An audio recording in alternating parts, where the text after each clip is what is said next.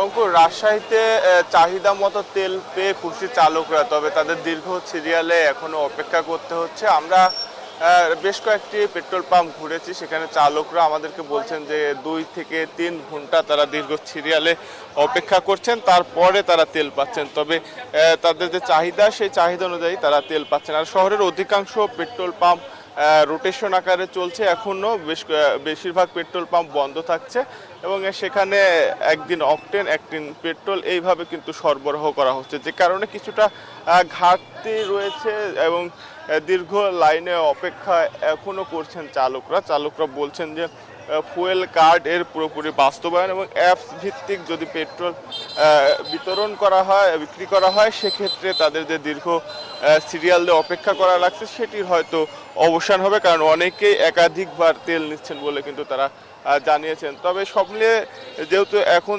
প্রত্যেকটি চালক তারা চাহিদা মতো তেল পাচ্ছেন পেট্রোল পাম্পগুলো থেকে, যে কারণে তাদের ভোগান্তি অনেকটাই কমেছে এবং তারা বলছেন যে আগের তুলনায় এখন অনেকটাই দীর্ঘ অপেক্ষার অবসান হয়েছে। আগে যেখানে আগের দিন 10 থেকে 12 ঘন্টা দীর্ঘ লাইনে থেকে অপেক্ষা করে তেল নিতে হতো, সেই পরিস্থিতি এখন আর নেই। এখন 2 থেকে 3 ঘন্টার মধ্যে অপেক্ষা করলেই কিন্তু তেল পাওয়া যাচ্ছে এবং চাহিদা অনুযায়ী সবটুকু থেকেই কিন্তু তারা পাচ্ছেন, ফলে স্বাভাবিক হতে শুরু করেছে পেট্রোল পাম্পের চিত্র। এই ছিল রাজশাহী থেকে সর্বশেষ।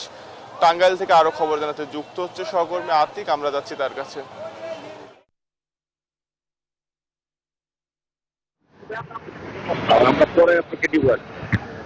ধন্যবাদ মুর্তজা।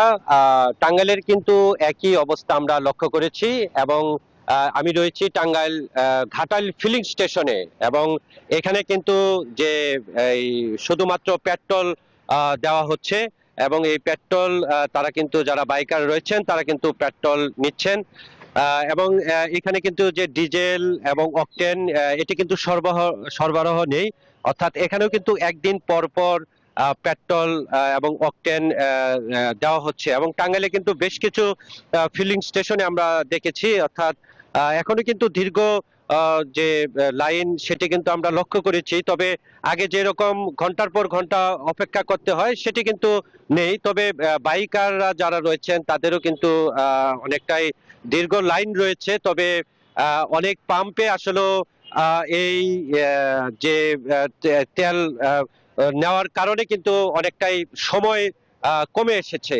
তো সবকিছু মিলেই বলা চলে যে টাঙ্গাইলের প্রত্যেকটি এখন ফিলিং স্টেশনে কিন্তু তেল সরবরাহ রয়েছে। এই ছিল আমার কাছে। টাঙ্গাইল থেকে ফিরে যাচ্ছি স্টুডিওতে। অঙ্কর।